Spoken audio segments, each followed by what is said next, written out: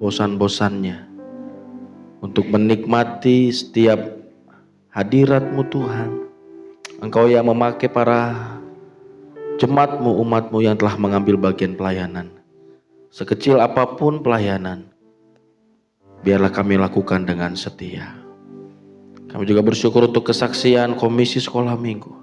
Biarlah kami, gereja-Mu Tuhan, orang tua, mendoakan anak-anak sekolah minggu dari balita sampai SD, sampai kelas besar. Kami menopang doa, kami berdoa supaya anak-anak sekolah minggu tempat ini adalah anak-anak yang akan bertumbuh dengan baik, sehat, cerdas, terlebih takut akan Tuhan.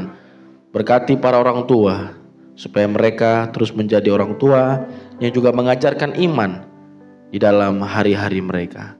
Inilah doa kami Tuhan, kami mau siap mendengar firman-Mu. Dalam nama Yesus Tuhan. Amin. Silakan duduk. Shalom. Puji Tuhan Bapak Ibu sekalian. Dalam momen yang berbahagia, bersuka cita pada pagi hari ini, kita mengakhiri tema Kerajaan Allah. Dan harap Kerajaan Allah bukan hanya sekedar kita dengar, bahkan dalam satu ayat yang akan kita baca hari ini, menegaskan kita satu makna tentang kerajaan Allah. Tentunya masih banyak yang masih bisa dibahas, namun di bulan ini kita akan mengakhiri tema seputar kerajaan Allah. Satu bagian firman Tuhan yang akan kita baca pagi hari ini dari 1 Korintus pasal keempat, ayat yang ke-20. Mari kita buka bersama-sama. 1 Korintus pasal yang keempat, ayat yang ke-20. Kita akan baca bersama-sama 2 kali ya, dengan penuh semangat. 1 Korintus 4 ayat yang ke-20. Demikian firman Tuhan. Sebab kerajaan Allah bukan terdiri dari perkataan, tetapi dari kuasa. Lagi sekali 2, 3. Sebab kerajaan Allah bukan terdiri dari perkataan, tetapi dari kuasa. Kita boleh bersyukur bahwa bagian ini mengingatkan kita tentang makna Kingdom of God, tentang kerajaan Allah. Dan kita mau belajar dari satu nasihat firman Tuhan yang mengingatkan kita bahwa kerajaan Allah dari kuasa. Ya, ini menarik sekali. Ya, bahasa aslinya dunamos, dari kuasa. Jadi kita itu harus mengerti bahwa di dalam babak kehidupan orang Kristen di Perjanjian Baru adalah di mana Tuhan memberikan satu deklarasi, ada yang namanya Injil Kerajaan Allah. Berkali-kali dalam kitab Injil, ya baik Matius, Markus, Lukas, ya khususnya Injil Sinoptik, berkali-kali Yesus berkata bahwa bertobatlah, ya, sebab Kerajaan Allah sudah datang. Kingdom of God sudah datang. Nah, oleh karena itu kita harus mengerti 2 hal yang mendasar pada pagi hari ini. Yang pertama dari sisi historis, ya, dari sisi historis, ya. Sama-sama katakan historis. Nah, jangan takut, jangan tegang kalau kita membahas sisi historis, ya. Ya, sedikit-sedikit kita belajar dulu konteks atau pelajaran sejarah pada masa itu. Jadi bicara dari sisi historis, kita akan melihat bisa nanti memahami tentang kerajaan Allah gitu ya. Dalam konteks pada masa itu, Injil itu adalah berita baik. Ya, kalau sekarang kita akhirnya fokus Injil itu memang berita tentang Yesus. Tapi aslinya bahwa Injil itu adalah berita baik. Ya, sama-sama katakan berita baik. Nah, berita baik.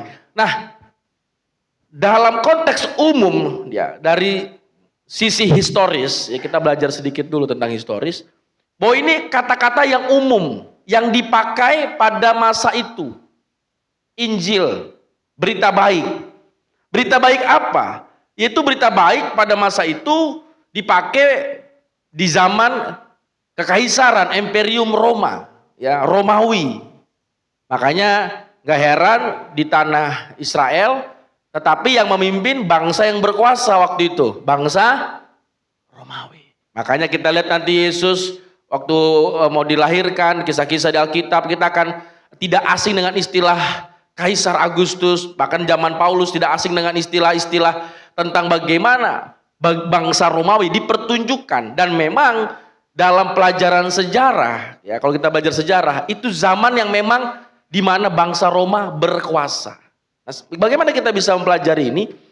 Buat ternyata berita baik atau Injil itu dipakai juga dalam istilah Roma. Jadi Injil kerajaan Roma. Artinya apa? Berita baik tentang kerajaan Roma. Makanya boleh tunjukkan gambar multimedia. Bisa diperlihatkan. Saya kasih gambar satu gambar saja pada pagi hari ini. Bisa diperlihatkan? Belum ya?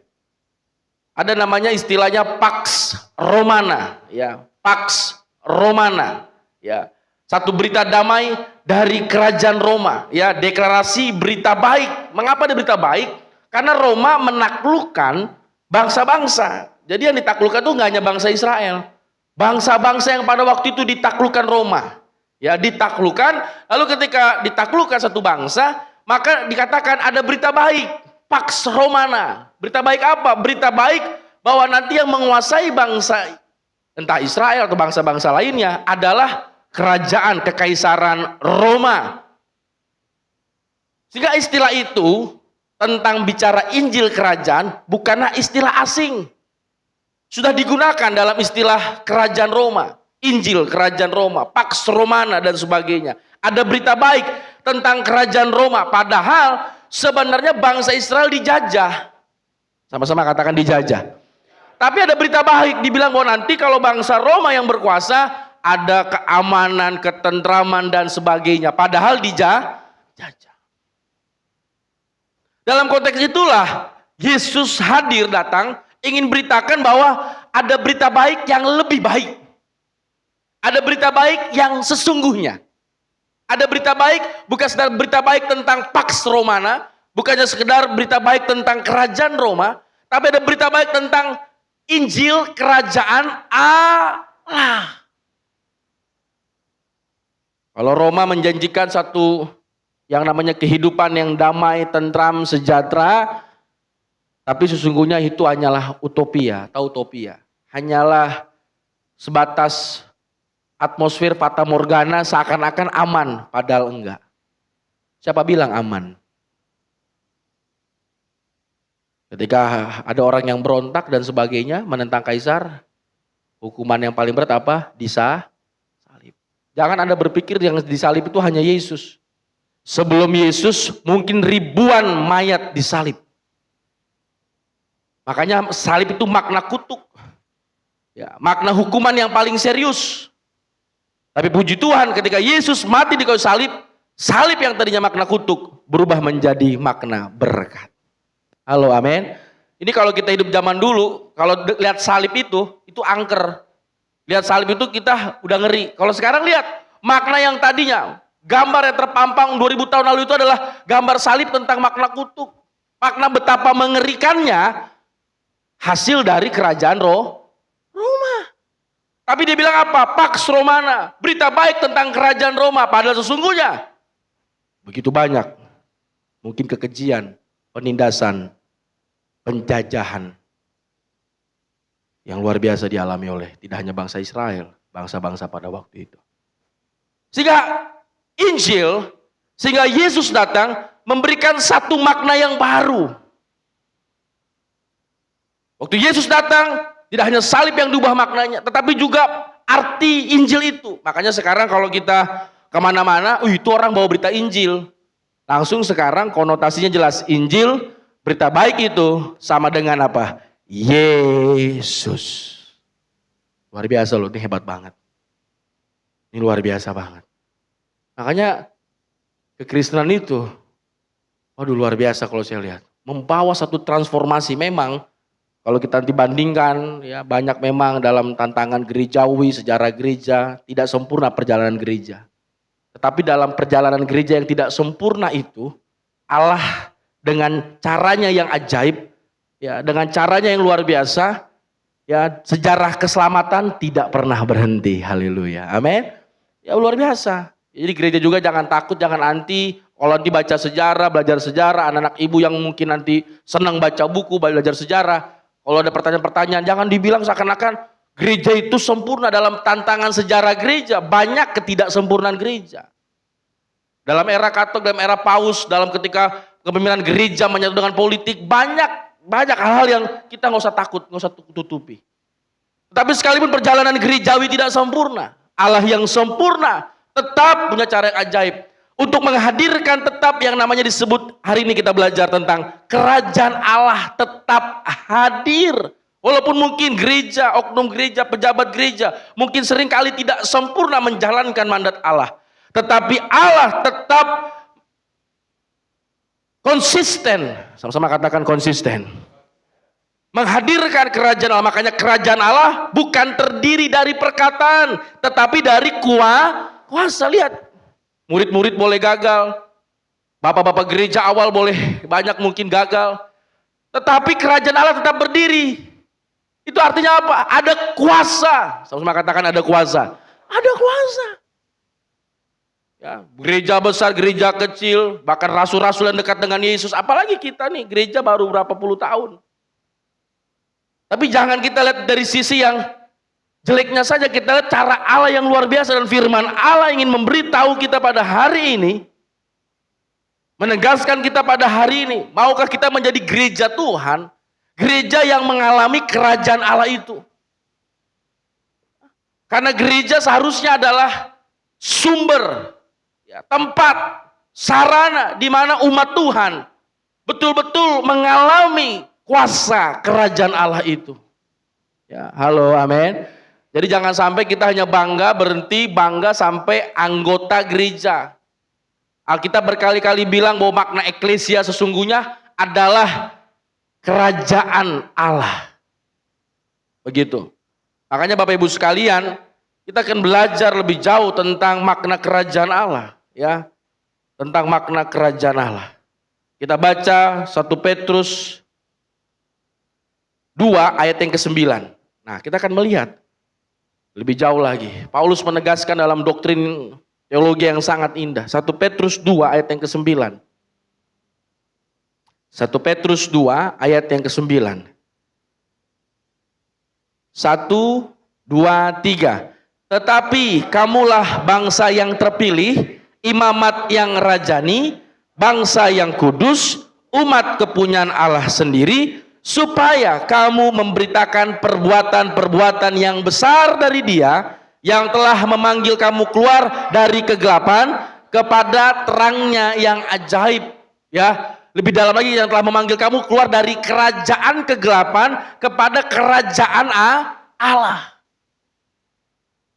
Makanya eklesia itu gak bisa dipisahkan dari mentalitas kerajaan Allah. Arti gereja dipanggil, makanya ada istilah gereja itu berangkat dari kata itu, dipanggil keluar dari kerajaan kegelapan kepada kerajaan terang, dari kerajaan dunia, kerajaan Allah. Itu makna eklesia, ekkaleos, dipanggil keluar. Makanya kalau gereja Tuhan masa kini dipikir gereja Tuhan datang hari Minggu jadi anggota, salah besar. Kita akan mengerti nanti lebih jauh lagi bahwa sesungguhnya gereja itu dipanggil keluar dari kerajaan kegelapan menuju kepada kerajaan terang itu. Makanya kembali kepada konteks historis, dalam budaya Roma itu, ketika akhirnya datang duta atau yang namanya mungkin utusan dari kerajaan Roma, dia dipanggil, mewartakan, dia bilang bahwa akan ada hadirnya kerajaan Roma tempat ini. Walaupun tadi saya bilang di awal, janji kerajaan Roma itu janji manusia. Kerajaan Roma udah berhenti, eranya berakhir. Betul ya? Sehebat-hebatnya kerajaan yang dibuat manusia. Mau kerajaan apa? Roma. Mau kerajaan apa yang telah hadir? Ya Persia. Sekarang kerajaan mungkin berangkat ke Eropa. Sekarang di kerajaan dunia berganti-ganti terus. Kerajaan manusia tak pernah kekal. Tapi kerajaan Allah kekal selama-lamanya. Makanya kita harus mengerti kita pilih di mana. Di kerajaan yang mana kita pilih. Nah, waktu kembali kepada konteks historis, jadi ketika waktu itu ada Injil Kerajaan Roma, bicara tentang Pax Romana, tentang bagaimana diberitahu bahwa nanti bangsa ini, katakanlah bangsa Israel, nanti akan berdiri akan pemerintahannya, Roma berjalan. Begitu kira-kira. Diberitahu tentang artinya bahwa berita baik, sebuah hal-hal yang budaya-budaya mengalir. Makanya gak heran waktu Roma berkuasa, ya budaya-budaya Roma itu akhirnya mengalir kepada bangsa-bangsa lain. Contoh dalam cara berpakaian, dalam cara berbisnis, bahkan dalam istilah gladiator, pertandingan yang sangat digemari. Kenapa? Karena bangsa itu berkuasa. Jadi budaya Roma mempengaruhi budaya dunia. Nah, kalau kita mengambil bagian itu dalam implikasi rohani, kita harusnya mengerti bahwa ketika kita sadar kerajaan Allah adalah kuasa, sama-sama katakan kerajaan Allah adalah kuasa. Seperti bangsa Roma punya kuasa menaklukkan itu, seharusnya kerajaan Allah hadir untuk apa? Untuk menghadirkan budaya sorga. Jadi kuasa kerajaan Allah itu buat apa sih? Gitu kan? Kalau kerajaan Roma, kuasanya buat apa? Untuk menghadirkan budaya Roma. Menghadirkan satu kekuasaan Roma. Itulah maknanya, ada kuasa Roma. Bangsa yang kuat waktu itu. Nah, kalau kita implikasikan kepada makna rohani kerajaan Allah, artinya untuk apa kerajaan Allah? Untuk apa kita gereja? Makanya 1 Petrus 2 mengingatkan kita, dipanggil keluar dari kegelapan kepada terangnya yang ajaib. Ayat 10 bahkan dipertegas, kamu tuh yang dahulu bukan umat Allah. Sama waktu Pax Romana, perwakilan Roma. Kamu tuh dulu bukanlah jajahan Roma. Sekarang kamu jajahan Roma. Kamu harus ikuti budaya Roma. Kamu harus ikuti cara-cara Roma. Gitu kira-kira. Tapi kita harus mengerti bahwa kalau kita memandang dari sisi Alkitab, aduh indah sekali makna ini. Kamu ini kamu tuh dulu bukan umat Allah, sekarang umat Allah. Kita ini dulu adalah, ada yang bilang, Pak saya udah Kristen sejak lahir. Betul. Makanya dukung doakan nanti beberapa jiwa yang mau dibaptis pada tahun ini. Walaupun bapaknya Kristen, walaupun saya bapaknya pendeta, untuk iman tidak bisa nebeng sama orang tua. Halo, katakan amin. Harus pribadi. Jadi dia bilang, saya dari kecil Kristen. Betul, kecil Kristen. Tetapi dia harus sadar, dia harus memilih, dia harus percaya keputusan pribadi. Berarti sebelum dia dibaptis, dia adalah dulunya juga adalah pribadi yang berdosa. Pribadi yang bukan umat Allah. Dan ketika kita ambil bagian, ketika kita mau percaya Yesus, kita menjadi umatnya. Coba ayat 10 kita lihat. Kamu yang dahulu bukan umat Allah, tetapi yang sekarang telah menjadi umatnya. Itulah perkataan yang dipakai, kamu dulu bukan bangsa Roma. Kamu bukan jajahan Roma, sekarang adalah jajahan Roma. Untuk apa?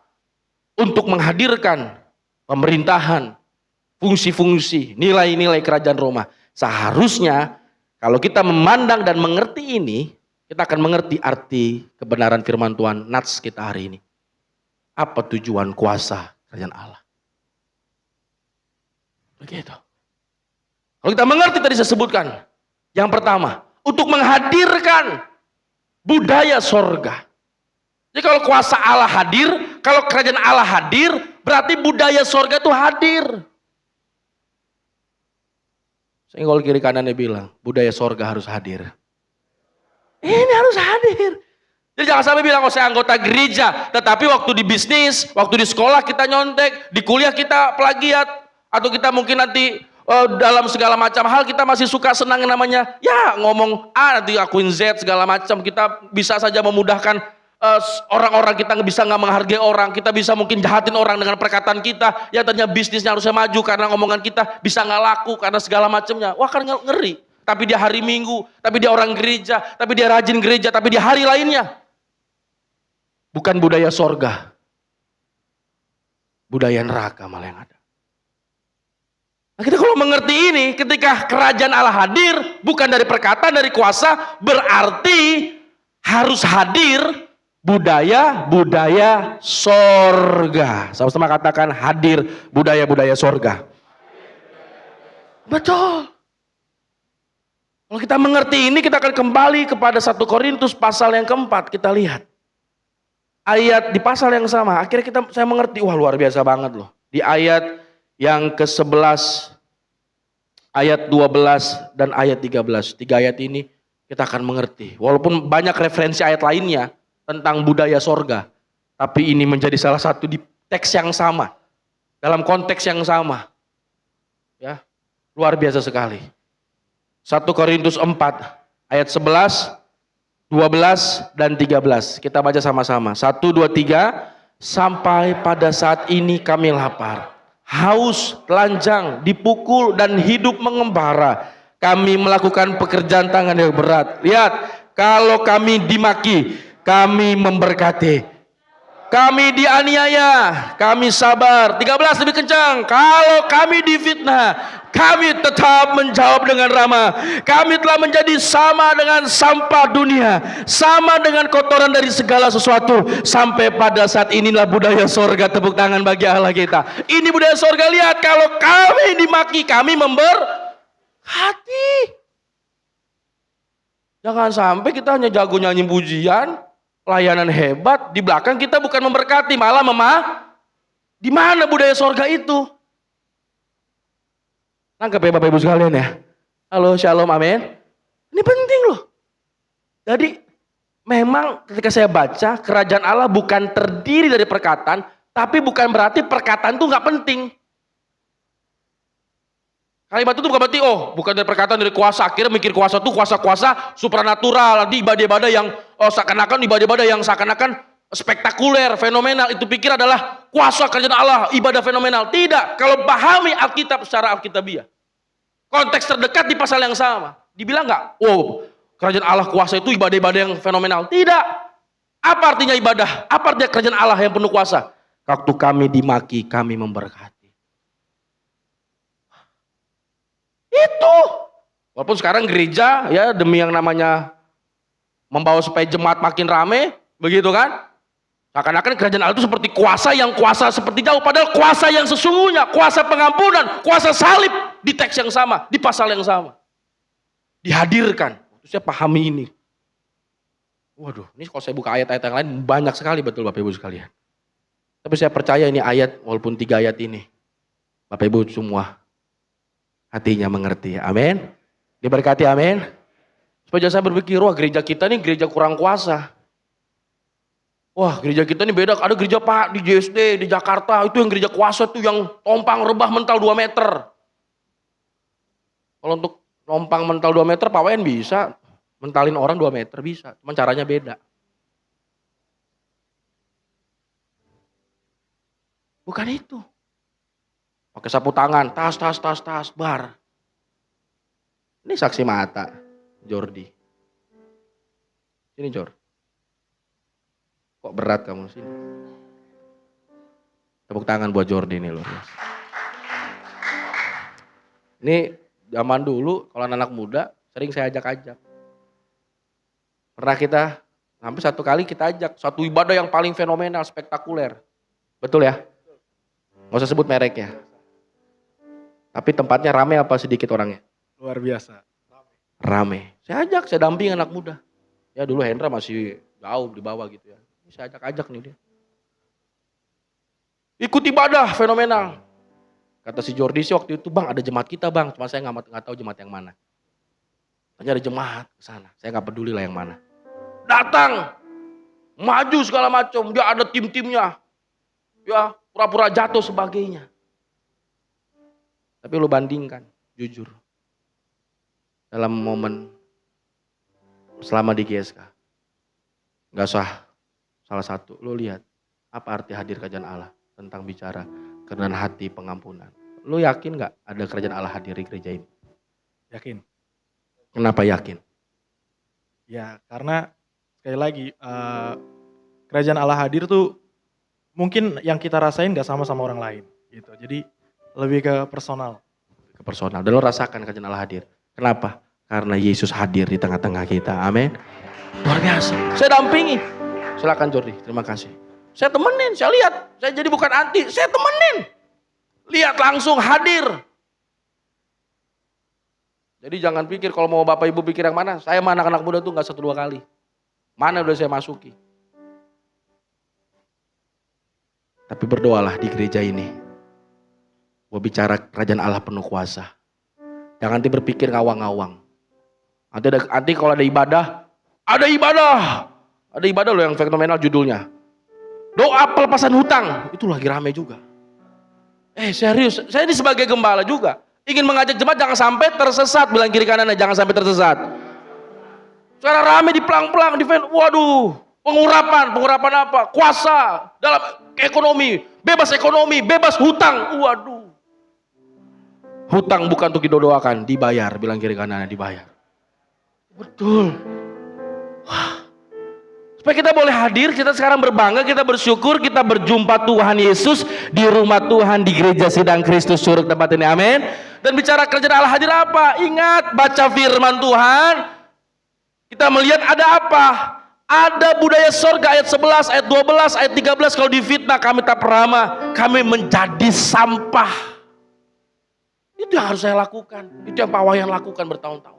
Itu yang kami sama-sama kami tim pelayan, berkali-kali saya bilang, di tim pelayan ini bukan orang sempurna, bahkan mungkin orang yang berkali-kali mengalami kecewa, sakit hati, mengalami pergumulan. Kalau boleh melayani, bukan karena kuat hebat, tapi memang karena kemurahan Allah. Amin, tepuk tangan bagi Allah. Jadi gereja kita gak lagi tuh, oh saya mah gak bisa, saya gak layak, saya mah siapa atuh. Tidak, kalau ngomong layak tidak ada yang layak, tidak ada yang bisa, tidak ada yang dibolehkan. Kalau kita nanti kembali kepada konsep PL, yang boleh jadi imam besar, gak sembarang orang.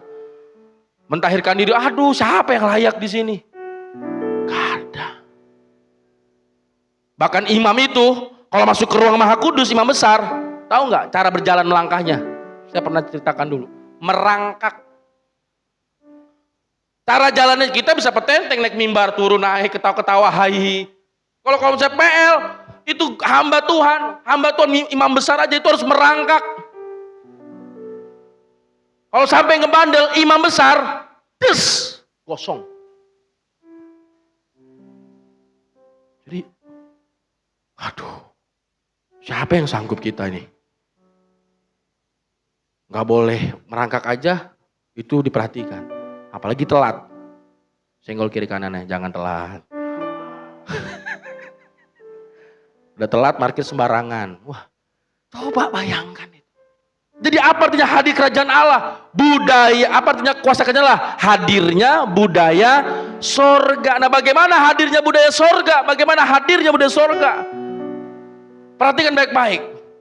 Harus ada penaklukan kerajaan Allah terhadap kerajaan dunia di dalam diri seseorang. Artinya seseorang itu harus menerima Injil. Apa arti menerima Injil? Arti menerima Injil adalah artinya aku telah dipanggil keluar dari kerajaan kegelapan. Artinya orang yang telah dengar Injil, Anda dan saya yang telah dengar Injil, yang telah terima Injil, berarti kita siap ditaklukkan oleh kerajaan Allah. Bukan lagi ditaklukkan oleh kerajaan dunia ini. Amin. Arti Injil, arti Anda terima Yesus, berarti Anda sudah menaklukkan kerajaan egomu. Berkibarlah bendera kerajaan sorga. Waktu Paulus bilang, waktu kami dimaki, kami memberkati. Paulus itu orang paling garang, paling berani, betul gak? Kalau sampai dia berubah, dulu jangankan dimaki. Paulus ini orang hebat, gak kaleng-kaleng. Jangankan dimaki, orang gak sesuai dengan pikiran dia bisa singkir-singkir. Tapi kalau Paulus akhirnya berkata, waktu kami dimaki, kami memberkati. Ini bukan dari orang yang lemah. Kalau ada orang yang namanya lemah, penakut, ngomong begini, oke lah, ngomong dia takut ngelawan. Ini yang ngomong orang paling berani. Ngerti maksudnya Bapak Ibu sekalian? Kita harus pahami konteksnya ini. Ketika kita pahami yang ngomong di Paulus, siapa orangnya, bagaimana jiwanya, karakternya, berani sekali. Dia ngomong apa? Waktu kami dimaki, kami memberkati. Ada budaya sorga. Apa itu budaya sorga? Berarti Paulus ketika dia terima Yesus, dia berjumpa Yesus. Tidak lagi kerajaan iblis menguasai dia. Kerajaan dunia, kerajaan ego tidak menguasai Paulus. Yang menguasai Paulus, kerajaan Allah. Tepuk tangan bagi Allah kita. Sekarang ini saatnya kita, nggak lagi Paulus. Ini kita yang hidup Bapak Ibu, saya juga Yosua. Saya juga ngomong ini buat saya khotbah juga buat saya. Sungguhkah saya juga ketika saya terima Yesus, berarti hadir budaya sorga dalam hidupku. Ketika hadir budaya sorga, bagaimana saya harus mengerti konsep saya itu telah ditaklukkan. Bukan lagi kerajaan Yosua, bukan lagi kerajaan egoku, tapi kerajaan Allah yang harus berkibar dalam hidupku. Itu artinya kuasa kerajaan Allah, simple. Halo, amin. Jadi kalau kita mengerti ini Pak, Ibu, kita akan hati-hati, lebih hati-hati lagi dengan perkataan kita. Nasihat paling praktis saya sebelum kita habis ibadah dan pulang. jangan sembarang kita berbicara. Bilang kiri kanan, jangan sembarang berbicara. Kita bilang jangan ucap sumpah serapah kutuk, jangan. Ucapkanlah perkataan manis, perkataan firman, perkataan memberkati.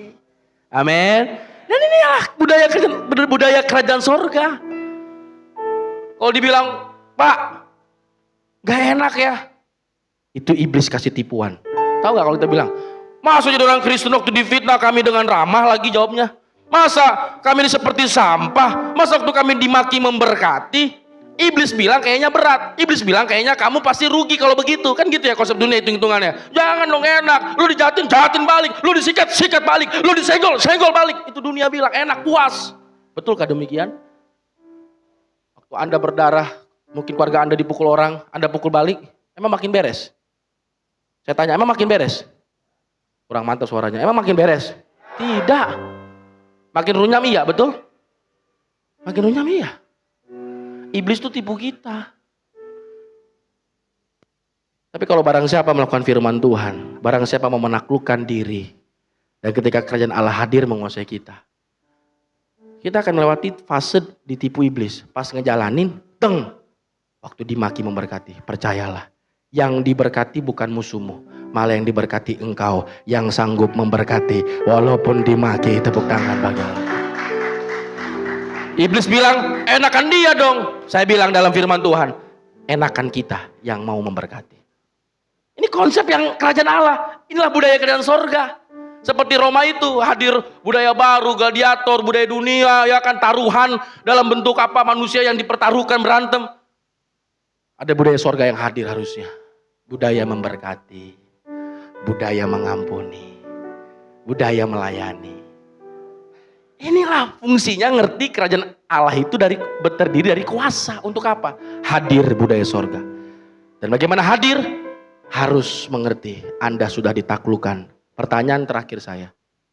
Sungguhkah kita sudah ditaklukkan oleh darah Yesus?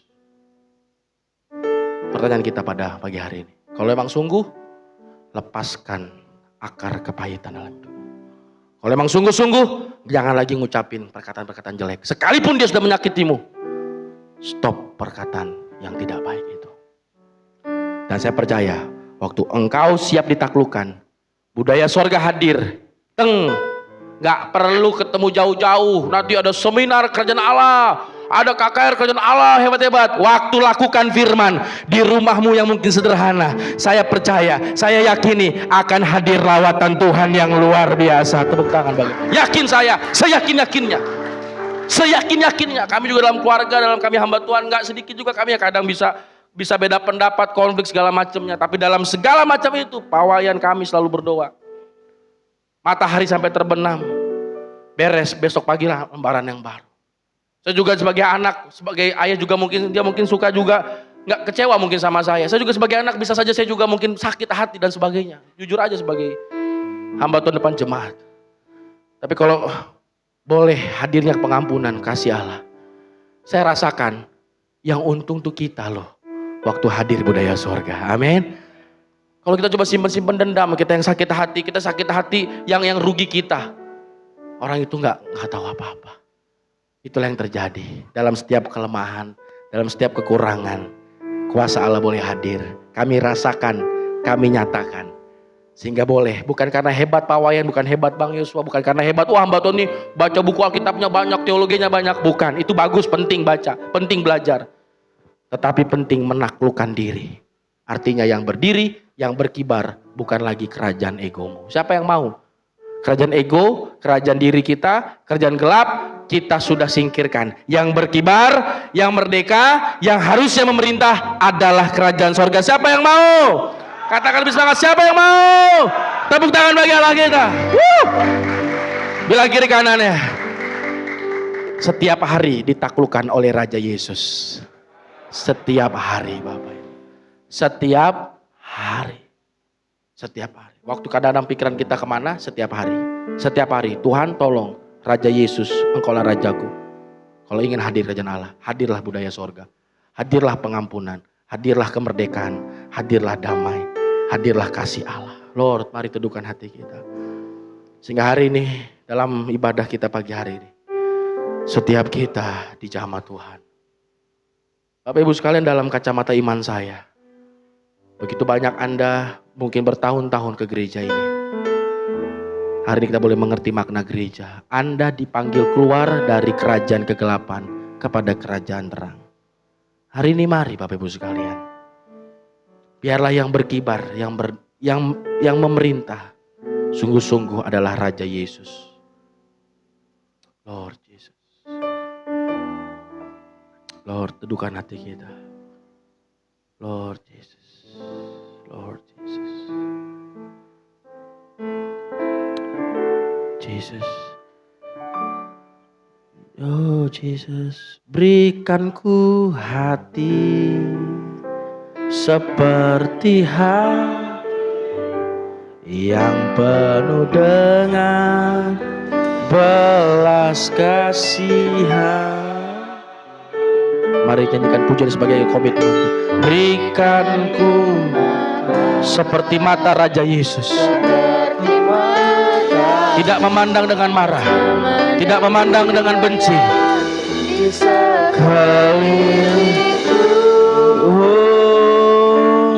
Berikan ku tanganmu, tangan yang melayani, tangan yang menolong, tangan yang membasuh, kaki yang melayani, melangkah dalam. Oh, berikan ku. Kita bangkit berdiri. Berikan ku, berikan. Mari lagu ini menjadi komitmen kita. Hadirnya kerajaan Allah bagi hidup Anda pribadi. Berikan ku hati Yesus, hati Raja Yesus. Berikan ku hati seperti hati Yesus, hatimu yang penuh dengan amin, belas. Haleluya. Oh, mari jemaat Tuhan, buka hatimu. Berikanku seperti mata Raja Yesus, melihat kebaikan, melihat kemuliaan. Tuayang. Mari angkat tangan kita. Mari angkat tangan kita di hadapan Tuhan. Kita mau tunduk. Berikanku tanganmu melakukan. Oh, berikanku kakimu melangkah dalam rencanamu. Berikanku, terima, berikanku, berikanku, berikanku. Angkat tangan kita tinggi-tinggi. Terimalah, berikanku tanganmu Tuhan. Berikanku untuk melakukan. Ampuni kami, sering kali kami lalai. Kami mau Tuhan, tangan kami tangan melayani, kaki kami kaki melayani Tuhan. Berikanku, terima. Berikanku, berikan kami. Berikanku, berikanku hatimu. Beri sorak-sorai bagi Raja Yesus, Raja yang luar biasa, Raja yang telah mengalahkan maut, Raja yang akan memanggil kita dari kegelapan kepada terang yang ajaib. Di dalam nama Yesus ada kuasa pengampunan, pemulihan di tempat ini. Haleluya, amin. Shalom, shalom, shalom. Silakan duduk.